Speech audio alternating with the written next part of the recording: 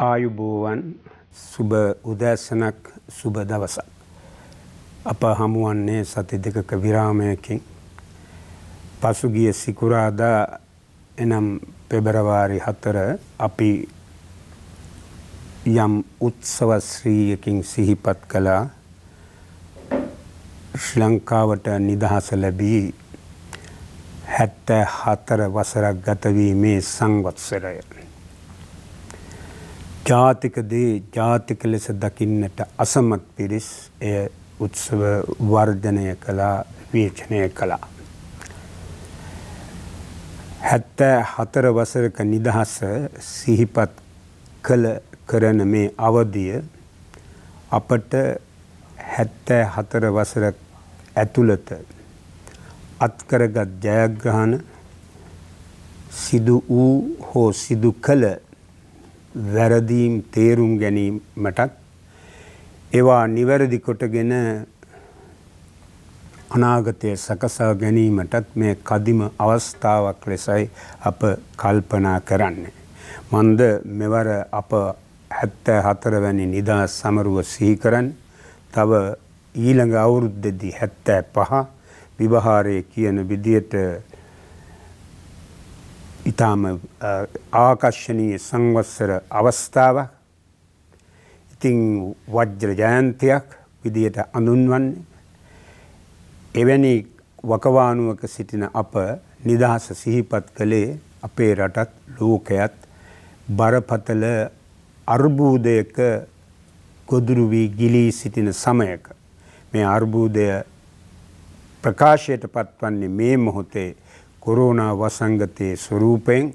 නමුත් එය පිටුපස තියෙනවා ඊට වඩා ගැඹුරට මුල් බැස ගිය ආර්ථික දේශපාලන සමාජ සාධක ගණනාවක්. නිසායි අප කල්පනා කරන්නේ මෙය කදිම මොහොතක් නැවත සිතා බැලීමට නැත්නම් සිංහාවලෝකනය කිරීමට. කවර රටකට හෝ ජාතියකට පුජ්‍යලයකට සිදුවිය හැකි බරපතලම අභාග්‍ය විනාශය තමන්ගේ ස්වාධීනත්වය අහිමිවීම, පරාධීනත්වයට පත්වීම. ලෝකයේ ප්‍රකට පෙළේ විචාරකයෝ බුද්ධිමතුන්ගේ ප්‍රකාශ ගතහොත් ඒවායෙන් කුළු ගැන්වෙනවා මනුෂ්‍යයාට නිදහස කොයිතරම් වැදගත්ද කියන එක. 1776 ජූලි මාසේ 4 වෙනිදා ෆිලඩෙල්ෆියාවේදී සම්මත කරගත් ඇමරිකානු නිදහස් ප්‍රකාශනයේ ආරම්භක ඡේදයෙන් සඳහන් වෙන්නේ මනුෂ්‍යයාට සතුට සොයා යාමට තිබෙන අයිතිය, pursuit of happiness. මේ තමයි නිදහසේ සැබෑ අර්ථය. ඒකට සතුට ලැබෙන්නේ කෙසේද? ක්‍රිස්තු වර්ෂ ක්‍රිස්තු පූර්ව 400 වැනි කාලයේ වැනි කාලයක ජීවත් වූ තුසිඩයිඩස් ප්‍රකාශ කළා නිදහස යනු සතුට කියලා, ප්‍රීතිය කියලා. ඔහු කිව්වා සතුට ලැබෙන්නේ ධෛර්යය තුලින්, උත්සාහය තුලින්. මනුෂ්‍ය ජීවිතයේ පරම අභිලාෂය වන්නේ සතුටින් ජීවත් වීම. සතුටින් ජීවත් වීමට නම් ඒ සඳහා අවශ්‍ය කොන්දේසි සපුරා ගත යුතුයි. දේශපාලන, ආර්ථික, සමාජ, සංස්කෘතික ආදී සෑම පාර්ශ්වයකම ඒ කොන්දේසි සපුරා ගැනීමට පුජ්‍යලයකට, ජාතියකට තමන්ට අභිමත, තමන් තෝරා ගන්නා මාදිලියකින්, තමන් තෝරා ගන්නා ප්‍රමුඛතා පෙළකින් ඒ කාර්යය ඉටු කර ගැනීමේ පරිසරය තිබිය යුතුයි. නිදහස අහිමිවීම යනු ඒ කොන්දේසි සමූහය අහිමිවීම. තමන්ට අභිමත, තමන්ට ගැළපෙන, තමන් ප්‍රමුඛතා පෙළගස්වන ආර්ථික සමාජ මාදිලියක්. එනිසයි නිදහස අහිමිවීම බරපතල ඛේදවාචකයක් ලෙස දකින්නේ. මහත්මා ගාන්ධී තුමා වරක් සඳහන් කළා නිදහස තමයි ජීවිතයේ හුස්ම පොද. ඒ සඳහා ගෙවන කවර මිලක් වුවත් වැඩි නෑ. ඉහළම මිල ගෙවා හෝ එය අත්කරගත යුතුයි කියන එකයි අදහස් වෙන්නේ. දැනටත් ඇමරිකාවේ ජීවත් වෙන මුල් පෙළේ විද්වතෙක් සමහර අය ඔහු හඳුන්වන්නේ මෙගා ඉන්ටෙලෙක්චුවල් කියලා. මහාචාර්ය නොම් චොම්ස්කි නිදහස පිළිබඳව ලියූ දීර්ඝ විවරණයක කදිමට මේ කාරණය පැහැදිලි කරනවා. ඔහු සඳහන් කරනවා රටකට වෙන්න පුළුවන් ලොකුම විපත නිදහස අහිමිවීම. සංවර්ධනයේ සහ ප්‍රජාතන්ත්‍රවාදයේ පරම සතුරා පරාධීනත්වය නොම් චොම්ස්කි කියනවා. ඔහු මේ කාරණය සනාථ කිරීමට යොදා ගන්න උදාහරණ වලින් දෙකක් තමයි ජපානය සහ ඊජිප්තුව. ජපානය කිසි විටක යටත් විජිතයක්ව පැවතියේ නැහැ. ජපානයට පිළිවන්කම ලැබුණා. මානව සමාජය වැඩවසම් ක්‍රමයෙන් ධනේශ්වර අවධියට පරිවර්තනය වන විට සංක්‍රමණය වන විට ඒ ධනේශ්වර සමාජයේ පෙරමුණ ගත්ත බටහිර යුරෝපීය රටවල් ආදර්ශයට ගනිමින් නූතන ජාතියක් බවට පත්වන්නට මේ අඩිතාලම වැටෙන්නේ මෑත කාලයේදී නෙවෙයි සියවස් කිහිපයක සිට තොකුගාවා සහ මෙයිජි කියන රාජවංශවල තමයි ජපානය ඒ අඩිතාලම සකස් කරන්නේ. දෙවැනි ලෝක යුද්ධයේදී ජපානයට දැවැන්ත විනාශයක් වෙනවා. නමුත් ජපානයට හැකි වෙනවා අර අඩිතාලම ප්‍රයෝජනයට ගනිමින් තමන්ගේ ස්වාධීනත්වය මුල් කොටගෙන තමන්ට අභිමත ආර්ථික සමාජ මාදලියක් ගොඩනැගීමට සකස් කළ අඩිතාලම ප්‍රයෝජනයට ගනිමින් හිරෝෂිමා නාගසාකි නගරවලට සහ සෙසු නගරවලට සිදු වූ මහා විනාශය යටපත් කොටගෙන 1990 වන විට ලොව දෙවැනි ආර්ථිකය බවට පත්වන්නට දැන් තවදුරටත් ජපානයේ ලෝකයේ දෙවැනි ආර්ථිකය නොවේ. ඒ තැන චීනය විසින් අත්කරගෙන චීනයත් ඒ තැනට පැමිණෙන්නේ තමන්ට අභිමත තමන් තෝරාගත් ආර්ථික මාදිලියක් අනුගමනය කිරීමෙන්. ඊළඟට චොම්ස්කි තමන්ගේ උදාහරණේ ඊළඟට සඳහන් කරනවා ඊජිප්තුව. ඊජිප්තුව ඉතා දීර්ඝ ඉතිහාසයක් තිබෙන විශිෂ්ට සංස්කෘතියක් තිබුණු කලා ශිල්ප විද්‍යා ගණිතය තිබුණු රාජ්‍යයක්. ඊජිප්තුවටත් අවශ්‍ය වුණා බටහිර පන්නේ නූතන රාජ්‍යයක් බවට පත්වන්නට. නමුත් එය අධිරාජ්‍යවාදයට ගොදුරු වීම නිසා වැළකී ගියා. ජපානයට වැඩි ද්‍රව්‍යමය වශයෙන් ඓතිහාසික වශයෙන් විභවතාවක් තිබෙන ඊජිප්තුව අද ඉතා අවුල් වූ ආර්ථික සමාජ ව්‍යුහයක් සහිත රාජ්‍යයක්. මේ නිසා තමයි රටකට තමන්ගේ ස්වාධීනත්වය අහිමි වීම බරපතලම ඛේදවාචකයක් වන්නේ. ඉතින් ශ්‍රී ලංකාව මේ විපතට ගොදුරු වුණා. අප විශ්වාස කරන විදිහට එය තමයි බරපතලම විනාශය මේ රටේ ජනතාවට උරුම වුණා. නමුත් තව පිරිසක් සිටිනවා යටත් වුණු එක හොඳයි. එසේ යටත් වුණු නිසා තමයි දුම්රිය ලැබුණේ, පාරවල් ලැබුණේ, ප්‍රජාතන්ත්‍රවාදය ලැබුණේ කියන එක.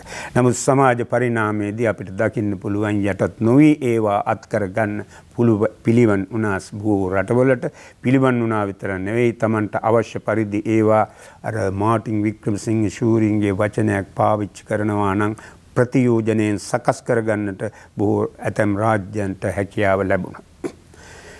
අපට 1506 සිට 1815 දක්වා මුහුදුබඩ ප්‍රදේශ පෘතුගීසි ලන්දේසි ඉංග්‍රීසි ජාතීන් පාලනය කළා.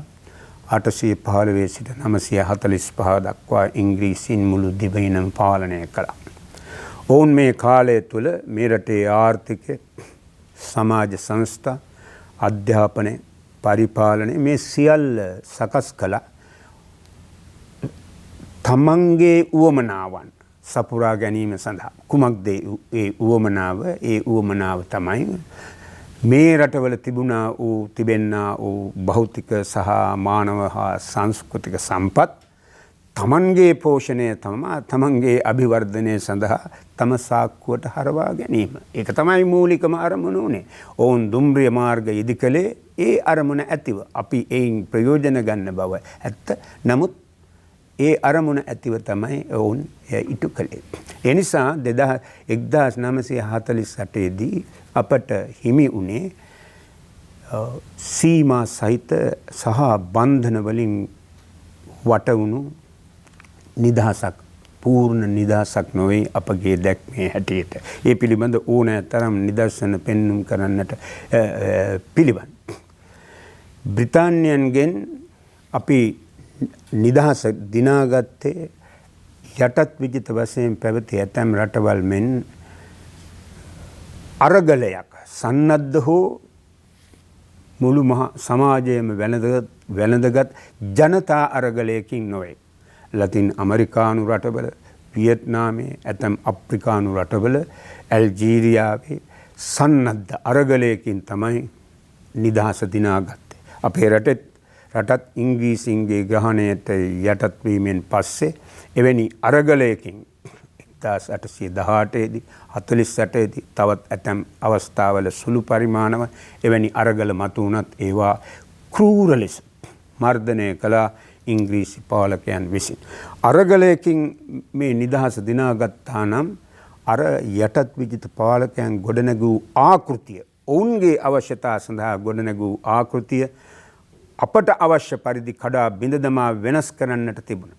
අප නිදහස දිනාගත්තේ ප්‍රතිසංස්කරණ ව්‍යාපාරයකින්. මේ රටේ ප්‍රභූ පන්තිය, සමාජ කණ්ඩායම්, වමේ ව්‍යාපාරය, අමද්දප ව්‍යාපාරය මේ ආදී වූ කණ්ඩායම් ගෙන ගිය ප්‍රතිසංස්කරණ ව්‍යාපාරයක ප්‍රතිඵලයක් වශයෙන්. එසේ නැතුව එය ඉන්දියාවේ මෙන් ජනතාව වැළඳගත් ජනතා ව්‍යාපාරයකිනුත් දිනාගත් දෙයක් නොවන බවයි අපි කල්පනා කරන්නේ සහ සාක්ෂි තිබෙන්නේ.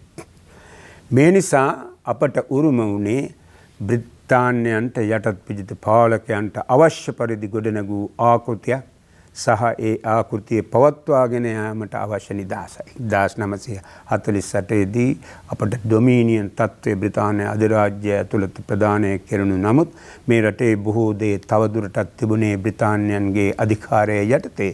නාවික හමුදා කඳවුරු මේ රටේ අධිකරණ පද්ධතියේ අවසාන තීරණ ගැනීමේ බලය තිබුණේ ඔවුන්ට. එවිතරක් නොවේ ඔවුන් විසින් ඔවුන් ගොඩනැගූ ආර්ථික මාදලියක් රටාවක් ඇතුලේ අප සිරකර තමයි මේ රට අත්තර ගියේ. ඔවුන් යටත් විජිත පාල ස්වාමිවරු අපේ රට පමණක් නොවේ ඔවුන්ගේ වෙනත් යටත් විජිත අත්තර දැමුවේ කැමැත්තෙන් නොවේ. මේ අවධිය වන විට අධිරාජ්‍ය ක්‍රමය අධිරාජ්‍ය ගොඩනැගිල්ල බරපතල ලෙස දෙදරා ගොස් ඉරිතලා ගොස් කඩා වැටෙන්නට ලං වී තිබුණා.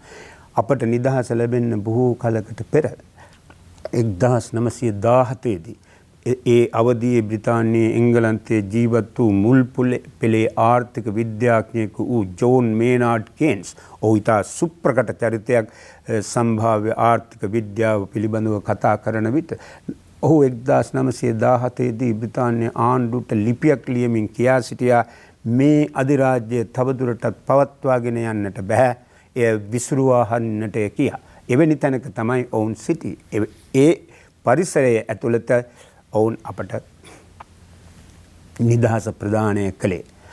ඒ ලැබුණු නිදහස පවා අප අර්ථවත් ලෙස ප්‍රයෝජනයට ගත්තාද කියන ගැටලුව පවතිනවා. මන්ද නිදහස අර්ථපූර්ණ වන්නට නම් රටකට ආර්ථික නිදහස තිබිය යුතුයි, චින්තනමය දෘෂ්ටිමය නිදහස තිබිය යුතුයි. නම් ඒ කොන්දේසි දෙකම ප්‍රමාණවත් අයුරින් ඉටු නොවුණු බව තමයි දකින්නට තිබෙන්නේ. ආර්ථික වශයෙන් ඔවුන් අප සිර කර ගියා ද්විත්ව ආර්ථික රාමුවක් ඇතුළත නූතන අංශයකින් සහ සාම්ප්‍රදායික අංශයකින් නිර්මාණය වූ මේ ශ්‍රී ලංකාවේ නිදහස ලැබීමට පෙර සහ ඉන්පසු ආර්ථික ඉතිහාසය ගැන ලියූ විද්වතුන්ගේ පොත්පත්වල මේ පිළිබඳ විස්තර සඳහන් වෙනවා. අප නිදහස දිනා ගැනීමෙන් පසු යටත් විජිත ස්වාමීවරු ඔවුන්ගේ උවමනාව සඳහා නිර්මාණය කළ ආර්ථික ආකෘතියෙන් මිදෙන්න රැඩිකල් ලෙස වෙනස් වීමට කල්පනා කළේ නැහැ. නිදහස ලැබීමෙන් පසු අපේ රට සෙසු නිදහස ලැබූ යටත් විජිත සේම දශක දෙකක පමණ කාලයක් යනතුරු අනුගමනය කළා යම් කිසි සංවර්ධන උපාය මාර්ගයක්. මේ ආර්ථික සමාජ විද්‍යාවල දේශපාලන විද්‍යාවේ හඳුන්වනවා ආනයන ආදේශන නැත්නම් ආයාත ආදේශන සංවර්ධන උපාය ලෙස import substitution. මේ තමයි යටත් විජිත වශයෙන් නිදහස ලැබී ආර්ථික වර්ධනයක් අත්කර ගැනීමට උත්සාහ කළ සෑම රටක්ම තුන්වන ලෝකයේ අනුගමනය කළේ එක්තරා කාලයක් යනතුරු. එයින් අදහස් වුණේ තමන්ගේ රට තුළ ඇති සම්පත් ප්‍රයෝජනයට ගනිමින් වගා කළ හැකි සියලු දේ වගා කිරීමත් නිෂ්පාදනය කළ හැකි සියලු දේ නිෂ්පාදනය කිරීමත් තමයි ආයාත ආදේශනයේ හරය වශයෙන් ගිනිය හැක්කේ. එයින් අදහස් වුණේ නැහැ තමන්ට බැරි දේ නිෂ්පාදනය කරනවා කියන එක. සත්‍ය වශයෙන් අදහස් වුණේ තමන්ගේ රට සතු ආර්ථික විභවතා සම්පත් නිවැරදිව හඳුනාගෙන ඉන් උපරිම ඵල නෙලා ගැනීම. අප දකින විදිහට ලෝකයේ සංවර්ධිත හඳුන්වන හැම රටක්ම පාහේ ඒ තැනට පැමිණියේ එවැනි ආර්ථික මාදිලියක් අනුගමනය කිරීමෙන්. ආයාත ආදේශන උපාය මාර්ගය තමයි ලතින් ඇමරිකානු රටවල ආසියා අප්‍රිකානු රටවල කලක් භාවිත කළේ.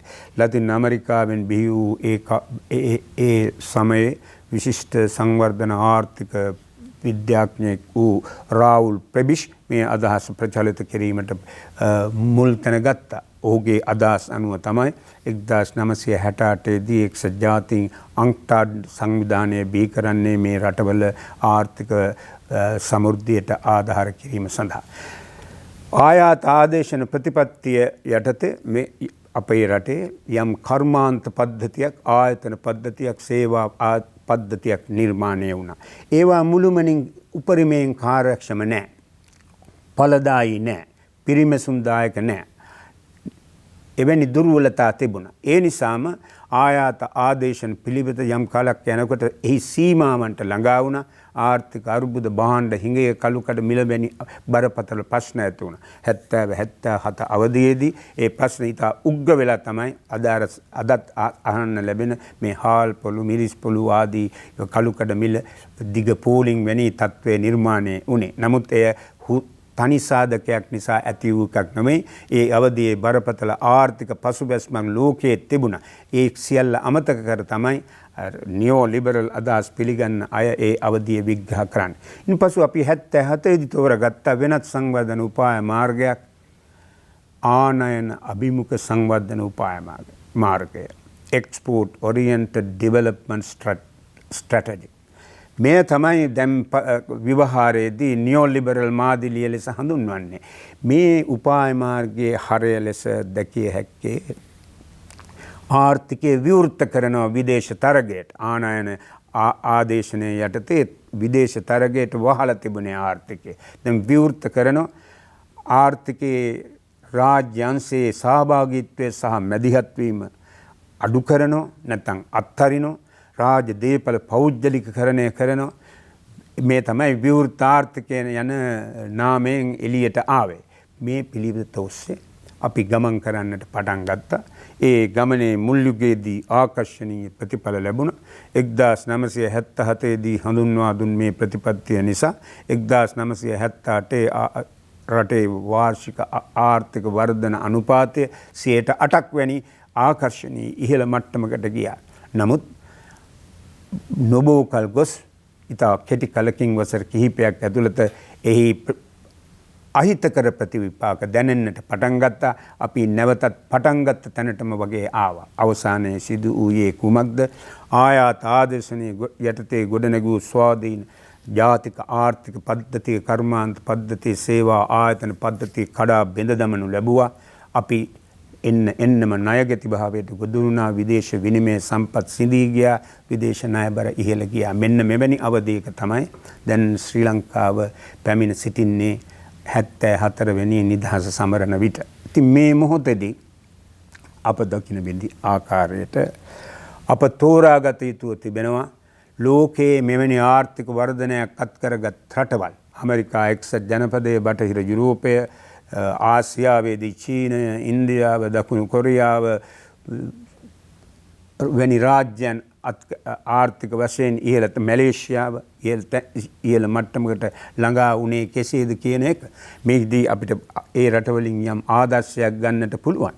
මැලේසියාවේ හිටපු අගමැති මහතීර් මොහමඩ් වරක් කිව්වා මේ අපට දේශනා කරන නිදහස් ආර්ථිකය නැත්නම් නිදහස් වෙළඳාම හරියට කිලෝ 180ක සූමෝ මල්ලවපොර ශූරයෙක් සහ කෙසඟ මිනිහෙක් අතර, මිනිසෙක් අතර ඇතිවන සටනක් හා සමානයි. මේ නිසා තමයි මේ රටවලුත් Tamanට හැකි ශක්තිය ගොඩනගාගෙන ඒ මට්ටමට ළඟා විය යුත්තේ.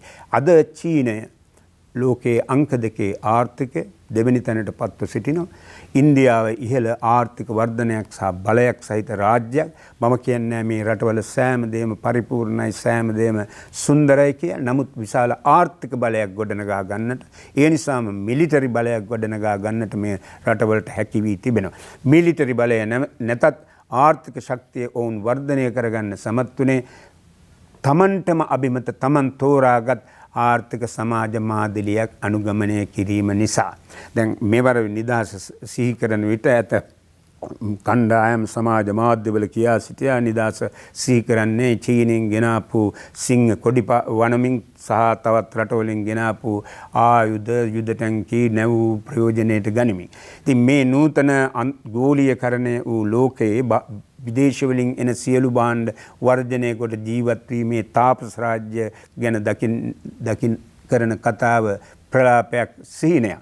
නමුත් රටකට තමන්ගේම වූ භාණ්ඩ පද්ධතියක් නිෂ්පාදනය කිරීමෙන් තොරව තමන්ගේ රට සතු ආර්ථික සම්පත් හඳුනාගෙන ඉන් උපරිම ඵල නෙලා ගන්නේ නැතිව ඒ පදනමේ සිට ලෝකයේ සමග බද්ධ වන්නේ නැතිව ශක්තිමත් ආර්ථිකයක් ගොඩනගා ගැනීමට, සාධාරණ සමාජයක් ගොඩනගා ගැනීමට සහ කොරෝනා වසංගතය හෝ යුද්ධයක් වැනි ව්‍යසනයක් ස්වාභාවික හෝ මිනිසා විසින් නිර්මාණය කරන ව්‍යසනයක් ඇති වූ විට ඒ හමුවේ නොවැටී සිටීමට හැකිවන්නේ නැහැ.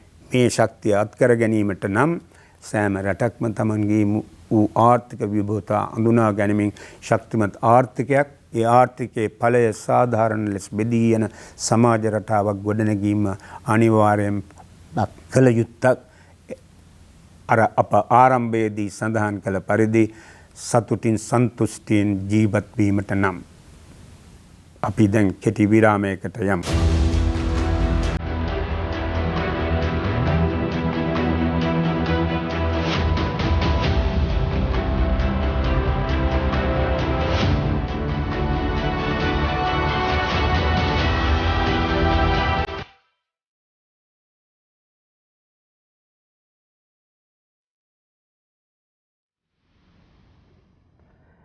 අප කලින් කතා කරමින් සිටි දෙයට තව කෙටි සටහනක් එකතු කළ යුතුයි. අප අදහස් කරන විදියට සහ ලෝකයෙන් බොහෝ සාක්ෂි වලින් සනාථ වී තිබෙන විදියට නිදහස අර්ථපූර්ණ වන්නට නම්, සැබෑ නිදහසක් වන්නට නම් එක් පැත්තකින් ආර්ථික නිදහස තිබිය යුතුයි, අනෙක් පැත්තෙන් චින්තනමය නිදහස, දෘෂ්ටිමය නිදහස ජාතියකට තිබිය යුතුයි. දීර්ඝ කාලයක් යටත් විජිත පාලකයන්ට නතුවීම නිසා, ඔවුන්ගේ සංස්කෘතියට, ඔවුන්ගේ අධ්‍යාපනයට නතුවීම නිසා අප රට නිදහස ලැබීමෙන් පසුව අද දක්වාම වාගේ යටත් විජිත ස්වාමිවරුන්ගේ චින්තනයට අනුගත වුණු පිරිසක්, විශාල පිරිසක්, බලපෑම් සහිත පිරිසක් අපේ රටේ දේශපාලනයේ, නිලධාරි තන්ත්‍රයේ, විශ්වවිද්‍යාල පද්ධතියේ සිටිනවා. මේ අයට එක්තරා අවධියකදී කීවේ මැකෝලේගේ දරුවෝ කියලා. මැකෝලේස් children. කවුද මේ මැකෝලේ? බ්‍රිතාන්‍ය ඉන්දියාව යටත් කරගත් මුල් අවධියේදී ඒ රාජ්‍ය පාලනය කරනු ලැබුවේ පෙරදිග ඉන්දීය සමාගම විසින් බ්‍රිතාන්‍යයන්ට අයිති. මේ සමාගම 1835 දී ඉන්දියාවට එවනවා ප්‍රධාන පෙළේ නිලධාරියෙක්. ඔහුගේ නම තෝමස් බැබින්ටන් මැකෝලේ. ඔහු ඉන්දියාවේ අධ්‍යාපන ක්‍රමය වෙනස් කිරීම සඳහා සකස් කළ පත්‍රිකාවක කියනවා බ්‍රිතාන්‍ය අධිරාජ්‍ය, ඉන්දියාවේ පමණ නොවේ ලෝකයේ සිසු රටවලත් ඔවුන්ට හිමිව තිබූ යටත් විජිත අධිරාජ්‍ය රැකගන්නට නම් අපි බ්‍රිතාන්‍යයේ අලුත් පන්තියක් බිහි කරන්න ඕන. ඒ පන්තිය ඔහු හඳුන්වනවා ලෙයින් සහ මසින් ඉන්දීයයන් වුවත් ආචාර ධර්ම, සිතුම් පැතුම්, තර්කණයෙන් සහ බුද්ධියෙන් ඉංග්‍රීසීන් පිරිසක් මේ රටවල බිහි කළ යුතුයි. ඒ පිරිස තමයි, එවැනි පිරිසක් ඔවුන් බිහි කළා. ඇත්තටම බටහිර සියලු දේ ඉර්ෂ්භාෂිතය ලෙස, දෙවියන් වහන්සේගේ වචනය ලෙස, මේ රටවල පෙරදිග ලෝකයේ රටවල දැනුම විද්‍යාව තිබුණේ නැහැ. ගණිතය, ජ්‍යාමිතිය, ඉංජිනේරු ශිල්පය තිබුණේ නැහැ කියන අදහස පිළිගත් පිරිසක් මේ රටවල බිහි කළා ඉංග්‍රීසියෙන් විසින්. අදත් ලොකු පිටුවල මේ පිරිස ඉන්නවා. මේ තමයි මැකෝලේගේ දරුවෝ. මෙන්න මේ දෘෂ්ටියෙන් නිදහස් විය යුතුයි. දැනුම නිර්මාණය වුණේ මුළුමනින්ම බටහිර අර්ධගෝලයේ නොවේ. මුලින් එය පෙරදිග ලෝකයේ. පැරණි කාලයේ බටහිර ජාතීන් බලවත් රාජ්‍යයන් බවට පත් වෙන්නට පෙර ලෝකයේ ප්‍රබලම රාජ්‍ය දෙක වුණේ චීනය සහ ඉන්දියාව. ඒ රටවල් විනාශ කරනු ලැබුවා. බටහිර ජාතීන් ධනේශ්වර මාදිලියෙන් සංවර්ධනයක් අත් කර ගනිමින් විශාල මිලිටරි බලයක් ගොඩනගා ගැනීම සමග මේ අරගලය අදත් අපට දෘශ්‍යමානයි. ඒ නිසා මේ දෘෂ්ටිමය දීන චින්තනයෙන් නිදහස් වීමේ අරගලයක් තවදුරටත් කළ යුතුව තිබෙනවා. දැන් අපි ලෝකයේ දෙසට හැරෙමු. පෙබරවාරි 4 ඒ කියන්නේ අපි නිදහසේ 74 වෙනි සංවත්සරය පවත්වපු දවසේ සිහි කළ දවසේ චීනයේ බේජින් නුවරදී ආරම්භ වුණා වින්ටර් ඔලිම්පික් උළෙල. ශීත ඍතුවේ ඔලිම්පික් ක්‍රීඩා උළෙල. මම කතා කරන්න යන්නේ මේ ක්‍රීඩා උළෙල නෙමෙයි. ඒ ක්‍රීඩා උළෙලට සමගාමීව ඒකත් සමග වත්මන් ලෝකයේ බල දේශපාලනයේ පෙළගැස්මක නව අවධියක් සලකුණු කරන හමුවක් සිද්ධ වුණා. ඒ හමුව සිද්ධ වෙන්නේ රුසියාවේ ජනාධිපති ව්ලාදිමීර් පුටින් සහ චීනයේ ජනාධිපති සී ජින්පින් අතර. මේ නායකයෝ දෙදෙනා එකිනෙකා හමුවන්නේ වසර දෙකකට පසු 2019 අනතුරුව. එසේම ඔවුන් හමුවන්නේ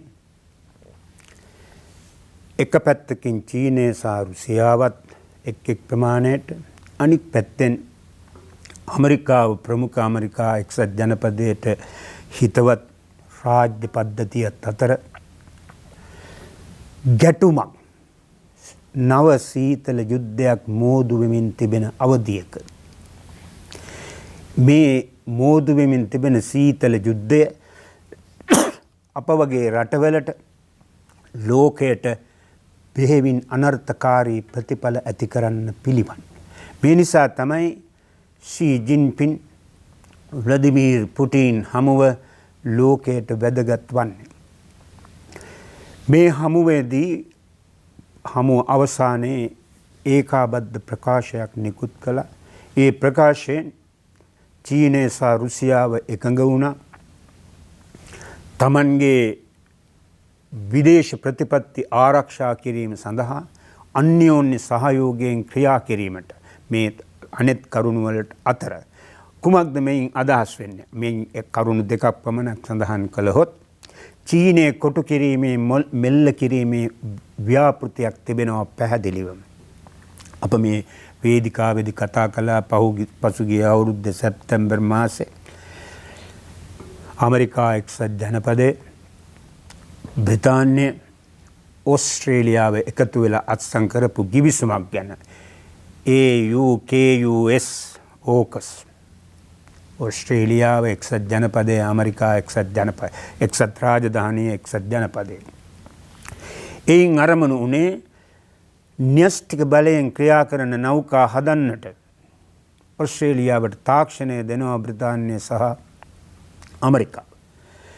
ඒ ගිවිසුමේ ප්‍රකාශිතව කියවුණේ නැහැ. නමුත් බොහෝ විචාරකයෝ දන්නවා එයින් අරමුණු කළේ චීනයේ ආසියා ශාන්තිකර කලාපයේ චීන බලයට එරෙහි බලයක් ගොඩනැගීම සඳහා. ඒ වගේම ක්වාඩ් නමැති සංවිධානයක් බිහි වෙලා තියෙනවා. චතුර්ථක ආරක්ෂක සංවාදේ ඊට සහභාගී වෙන්නේ ඕස්ට්‍රේලියාව, ජපානය, ඉන්දියාව, ඇමරිකාව. මේ තමයි මෝදු වෙමින් තිබෙන සීතල යුද්ධය. අපි නිරවි යුද්ධය කියන්නේ 1945 පමණ සිට 1991 දක්වා ඇමරිකාව ප්‍රමුඛ ධනවාදී කඳවුර හා සෝවියට් දේශයේ ප්‍රමුඛ සමාජවාදී කඳවුර අතර පැවති අප්‍රකාශිත යුද්ධය ලෝකේ පාලනය කිරීම සඳහා තමන්ගේ බලය තහවුරු කර ගැනීම සඳහා සිදු වුණා වූ අරගලය. 91දී සෝවියට් දේශයේ බිඳ වැටීමෙන් අනතුරුව බොහෝ දෙනා විශ්වාස කළා එය අවසන් වී ඇති බව. නමුත් එය නැවත වරක් වෙනත් ආකාරයකින් මතුවී තිබෙනවා. කුමක් සඳහාද මේ ලෝකය පාලනය කිරීම සඳහා? ප්‍රසිද්ධියේ ප්‍රකාශ කරන්නේ ජනතාව හමුව කියන්නේ ප්‍රජාතන්ත්‍රවාදය, මානව අයිතිවාසිකම්, ආර්ථික සාධාරණත්වය මැනි උත්තුංග පරමාර්ථ සඳහා තමයි මේ ව්‍යාපාරයේ ව්‍යාපෘතිය ක්‍රියාත්මක වෙන්නේ. නමුත් සත්‍යය නම් ලෝකය නැවත පාලනය කිරීමට. අද ඒ කලක් තිස්සේ සතවර්ෂ ගණනාව ලෝකයේ පාලනය කළ රාජ්‍යන්ගේ බලය පිරිහෙමින් තිබෙනවා. එය අභියෝගයට ලක්වෙමින් තිබෙනවා. මේ අභියෝගය එන්නේ ප්‍රධාන වශයෙන් චීනයෙන්, අනිත් එක රුසියාවෙන්. චීනය ආර්ථික බලයක් වශයෙන් ඉතාම ඉහළ තැනකට පැමිණ සිටිනවා. කවුරුත් දන්න කාරණයක් එය අද ලෝකයේ දෙවැනි විශාලතම ආර්ථිකය. 2040 පමණ වන විට සමහර විට ඊටත් කලින් එය අංක 1 ආර්ථිකයේ බවට පත්විය හැකියි. සෝවියට් දේශයේ බිඳ වැටීමෙන් පසුව ඉතා දුබල රාජ්‍යයක් බවට පත් වූ රුසියාව අද ඉතා ඉහළ මට්ටමේ මිලිටරි බලයක් ගොඩනගාගෙන තිබෙනවා. ආර්ථික ශක්තියත් යම් ප්‍රමාණයකට වර්ධනය කොටගෙන තිබෙනවා. නිසා රුසියාව මෙල්ල කිරීමත් ඒ දවන්ත භූමිය තමන්ගේ වෙළඳපොළ බවට පත් කර ගැනීමත් ඔවුනට අවශ්‍යයි. මේ සඳහා ඔවුන් රුසියාවට අවහිර කිරීම සඳහා, තර්ජනය කිරීම සඳහා, මට්ටු කිරීම සඳහා යොදා ගන්නවා යුක්‍රේන් ප්‍රශ්නය. රුසියාව හෙට අනිද්දා යුක්‍රේනය ආක්‍රමණය කරાવી. ඒ නිසා රුසියාවට එරෙහිව අලුතින් සම්බාධක පනවීමේ උත්සාහයක් තිබෙනවා. එසේම දැනට යුක්‍රේනයේ සිටින ඒ බටහිර හිතවාදී ආණ්ඩුව පොළඹවනවා රුසියාව ප්‍රකෝප කිරීමට. යුක්‍රේනයට දිනන්න බැරි සටනකට යුක්‍රේනය තල්ලු කිරීම තමයි මේ රටවල උත්සාහය. තමන්ගේ අවසාන දේශපාලන අරමුණු සපුරා ගැනීම සඳහා. මෙවැනි පරිසරයේ අනික් පැත්තෙන් චීනයට එරෙහි දැවන්ත ව්‍යාපාරයක් ගොඩනැගිලා තියෙනවා. තායිවානය මුල් කරගෙන චීනයේ අභ්‍යන්තරව පවතිනා වූ ඇතුම් උයිගර් මුස්ලිම් ජනයා මුල්කටගත් ගැටුම ආදී මුල් කරගෙන චීනයට එරෙහි ව්‍යාපාරයක් සිද්ධ වෙමින් තිබෙනවා. මේ එවැනි පරිසරයක තමයි රුසියාවේ නායක ව්ලාදිමීර් පුටින් සහ චීනයේ ජනාධිපති ෂී ජින්පින් අතර හමුව සිද්ධ වෙන්නේ. රුසියාව සහ චීනය නැත්නම් සෝවියට් දේශය හා චීනය අතර දිගු කාලීන මිත්‍රතා තිබුණා. 1917 විප්ලවයෙන් පස්සේ රුසියාව නැත්නම් එවක සෝවියට් දේශය චීනයේ විප්ලවයට උදව් කළා. 1949 චීන විප්ලවයේ ජයග්‍රහණයෙන් පසුවත් ඒ උදව් සිදු වුණා. නමුත් පසුව න්‍යායික සහ වෙනත් සාධක ගණනාවක් නිසා සෝවියට් දේශය සහ චීනය අතර මිත්‍රත්වයේ බිඳ වැටී ගියා. චීනයේ එදා සිටි නායක මාවෝ සේදුන් සෝවියට් දේශයේ සංශෝධනවාදී රාජ්‍යයක් ලෙස මාක්ස්වාදී මූලධර්ම අත්තර දැමූ රාජ්‍යයක් ලෙස හඳුන්වන්න ගත්තා. එය ඉතා ඉහළ මට්ටමකට නගුණා එක්තරා අවධියකදී. නමුත් දැන් නැවත වරක් ඒ පැරණි මිත්‍රයින් දෙදෙනා අතර මිත්‍ර සබඳතා සහයෝගයේ වර්ධනය වෙමින් තිබෙනවා. ඔවුන් මේ දෙරටටම එරෙහිව නැගී එමින් තිබෙන බල සම්පන්න තර්ජනයට මුහුණ දීම සඳහා අප දකින විදිහට ලෝකේ අදත් පවතින්නේ ප්‍රජාතන්ත්‍රවාදය, මානව අයිතිවාසිකම්, සාධාරණත්වය ගැන කතා කරන නමුත් බලය මුල් කොටගත් ලෝක රටාවක්. ඒ ලෝක රටාවේ පිළිබිඹුවක් තමයි අප හමුවේ දැන් දිස්වෙමින් තිබෙන්නේ. ඔබට ස්තුතියි.